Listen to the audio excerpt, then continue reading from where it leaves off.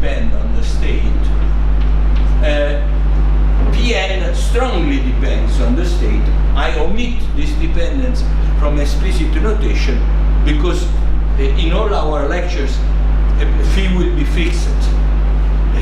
To insert in notation will be very useful when you have to analyze mutual relations between different states. So this is, and remember that P0 is one-dimensional. It's just the multiples of a unit vector. P0 is simply the identity in the algebra, in the cyclic representation. Then we have shown that in using this, the basic Jacobi theorem is essentially the operator formalization, and we will use the notations xj is by definition x in the basis ej. So the Jacobi, the operator formulation of Jacobi relations, in fact, to be more precise, of the symmetric Jacobi relation, is the so-called quantum decomposition of the classical random line, which is probably the most important remark of all, from which everything started. And then we have shown how from this decomposition one obtains two types of commutation relation.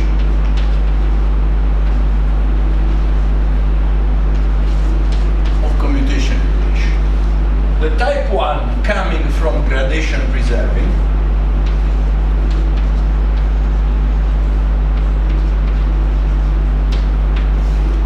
because the operator, the commutator,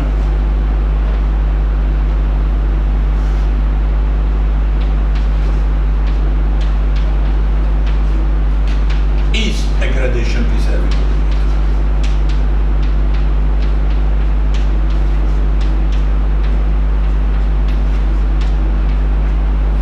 And the other one, coming more subtle and new, they come from the commutativity of the coordinates.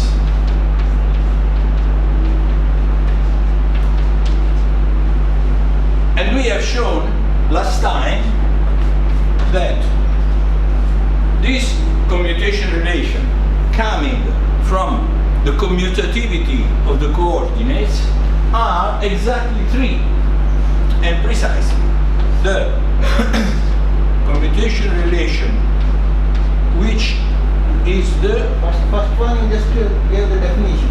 What is the first relation you have not written down? This one? Yeah.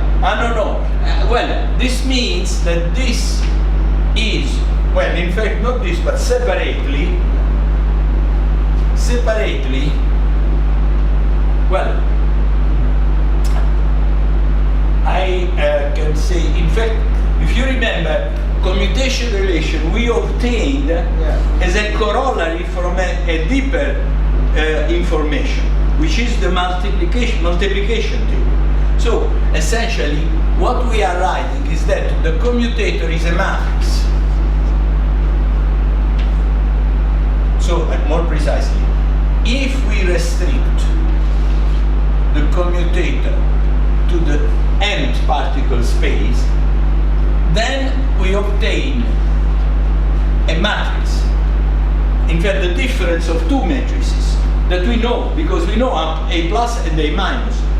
So we know how the restriction is. Conversely, since the operator is gradation preserving, if we know the sequences of restrictions, we know uniquely the operator. So this operator, separately, this operator and this operator are given by matrices.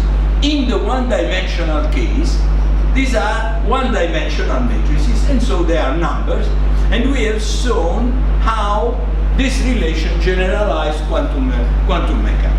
Also in the multidimensional case, they generalize quantum mechanics. In fact, there is a theorem that I will not mention because I did not speak of a type 1, but the theorem is the following. If this commutator restricted to n, suppose that the measure, the state is symmetric, namely A0 is equal to 0, and the commutator restricted to n is the delta function, this characterizes the Gaussian. This is if and only if the state comes from the Gaussian relation, the standard Gaussian relation. Okay? So the type 1 commutation relation show that go in the direction is a natural generalization of the one-dimensional case. Of course, it's a non-trivial generalization, and when we will discuss open problems, I will say what should be done here and can be done rather reasonably quick. However, my lectures will be concentrated on the second type, because the second type of commutation relation is specific of multidimensionality. It cannot have a meaning in one, and therefore they are the most interesting because they were not considered in physics. So for us, they give us some really new information. One information is the commutativity of creators. And this is very much used in physics in boson because it's automatic. It's in the definition. It's incorporated in the definition of boson from space. The second one, you see, what is interesting is that this relation for us is not a definition, but is a theorem. Second one was the one which connects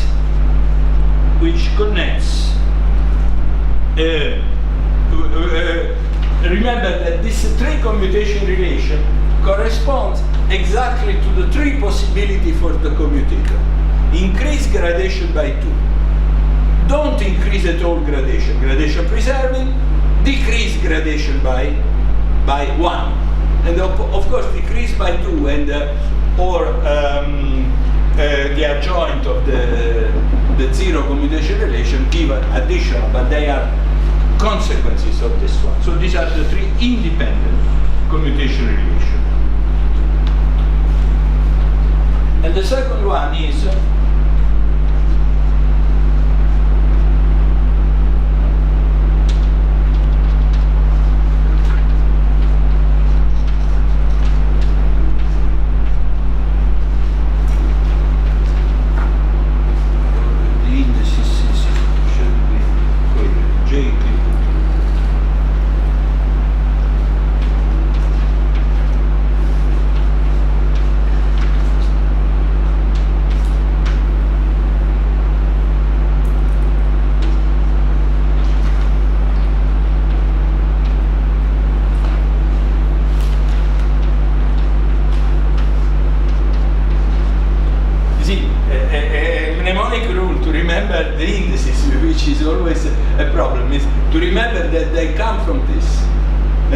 J is always before K, indeed, okay? And the third one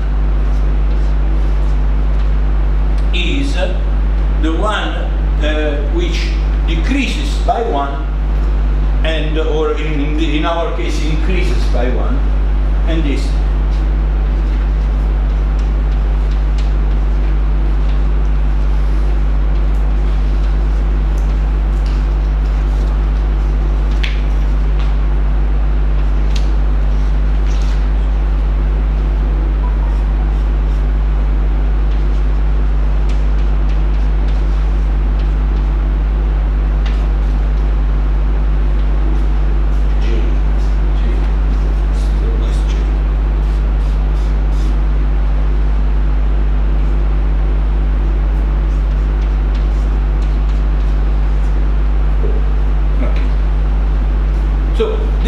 Were the three commutation relation that we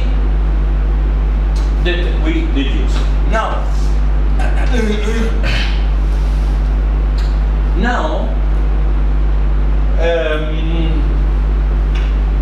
fundamental problem that we posed last lecture and we began to solve was the analogs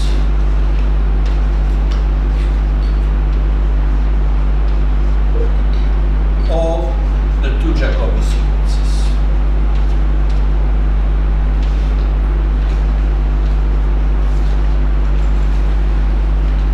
And we remarked that the first Jacobi sequence was given uniquely in one dimension by this product, this gradation preserving operator, and the second one was given by a self-adjoint operator, which we denoted also gradation preserving, which is our A0. Remember that, and this is what we call omega lambda plus. So, this in the one-dimensional case, these two operators uniquely determine the Jacobi sequences omega n and alpha n, and therefore, by Favar's lemma, they uniquely determine the state. And the problem that we wanted to solve, which is the new result of this approach to the theory of multidimensional orthogonal polynomial, is what is the multidimensional analog of these two objects? And we said that in fact the intuition coming from the one-dimensional case is a good one, because effectively we will prove that we will have a reconstruction theorem based on the multidimensional analog of this operator, as you see from the commutation relation, must be a kernel, because we have two different indices. So the analog of the kernel A minus A plus will be A minus J A daga K. And this is what we defined to be the kernel omega tilde JK. We discussed the properties of this kernel, and we will see that there is a very interesting problem for those who like operator algebra, which I anticipate, which is how to construct such kernels. How to concretely construct such kernels. To give constructed. Of course, typically we know they should be of this form, and of course if I take a sum of completely positive definite kernel, they will be completely positive. But how to construct such kernels in a concrete way, in a constructive way? So this is the analog of the omega n kernel, and A0. And by the way, since these are gradation preserving, they are uniquely determined by the restriction of the kernel of the operator to the Vn space, which we will denote, to simplify, simply with the symbol n. Restriction to n. We will denote omega n jk for each k. And the analog for this A0 now will be D. Remember that in our case, the index J and K belong to D, to the set 1D. And sometime to say we will call it capital D, okay? To save notation. And therefore, so AJ is also determined, gradation preserving and self-adjoint. So A0J is equal A0J adjoint. Adjoint always mean for the scalar product induced by the state. That now you know what it is. So this is self-adjoint and is uniquely determined by the sequence of these restrictions. So it's clear that these are the analog of the alpha n of the secondary Jacobi sequence. What is new is that, as we have seen in the previous lecture, while in the one-dimensional case, A0 and the kernel are totally independent. I can choose them in absolutely independent way. In this case, they are not independent, but there are relations that we deduce. In these relations, essentially we discovered that, well, there is the restriction of the kernel comes for the fact that this kernel omega j not only is a completely positive definite, but is also Hermitian.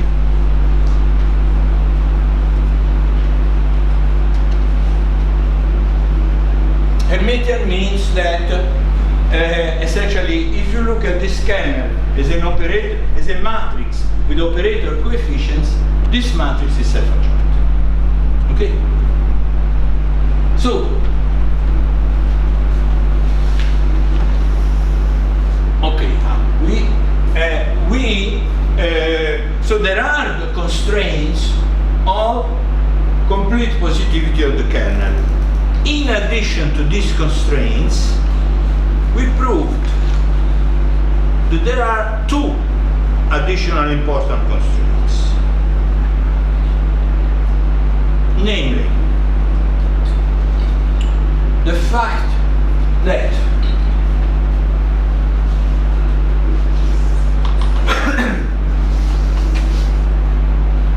omega tilde 1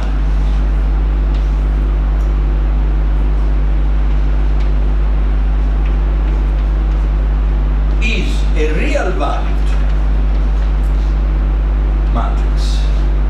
So because by definition of omega n, this is omega tilde, I should say. Omega tilde n acts, omega tilde n plus 1 acts on omega n. So omega tilde 1 acts on omega 0, or acts on the P0, on the space, but P0 is one dimensional. So I can identify it, any operator on it, with a number. Therefore, this is an operator acting in a one-dimensional space, and I identify it with a number.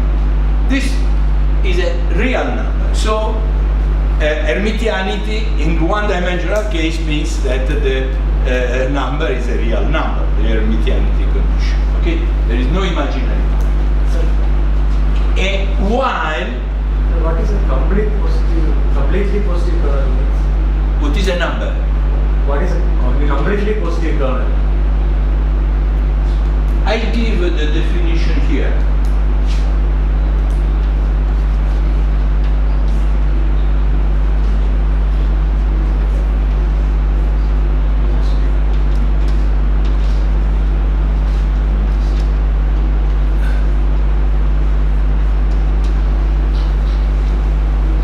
I have two-star algebras, and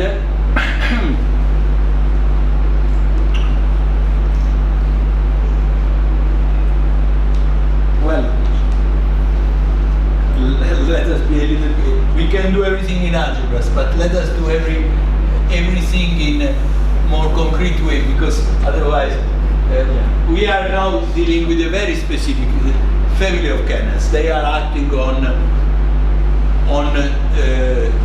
given Hilbert spaces. So it's useless to go in abstract space. So so omega jk is a kernel, and for each jk, this is an adjointable operator on the pre-Hilbert space P phi 0. Okay? Remember joint double operators on a pre-Hilbert space, by definition, map the pre-Hilbert space into itself. So they are an algebra. Unlike the difficulties you have with unbounded operator, they are not an algebra. But in this case, by definition, they are. So, I have a family and JK belong to D. Okay? Now, then,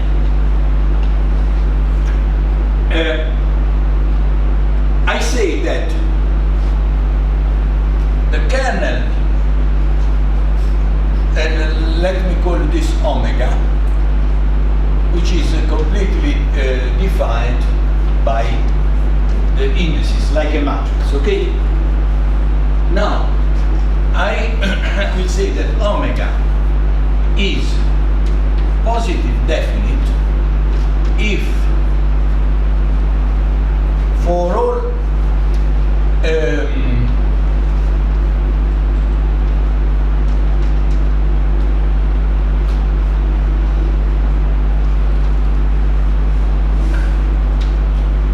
let me call this algebra A for simplicity, belonging to the algebra, so it also gives you a hint for the generalization.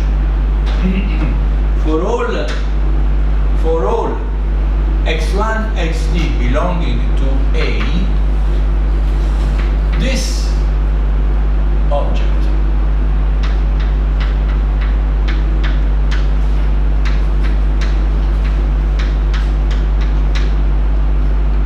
which is an element of the algebra A, in fact, is a positive element of the algebra.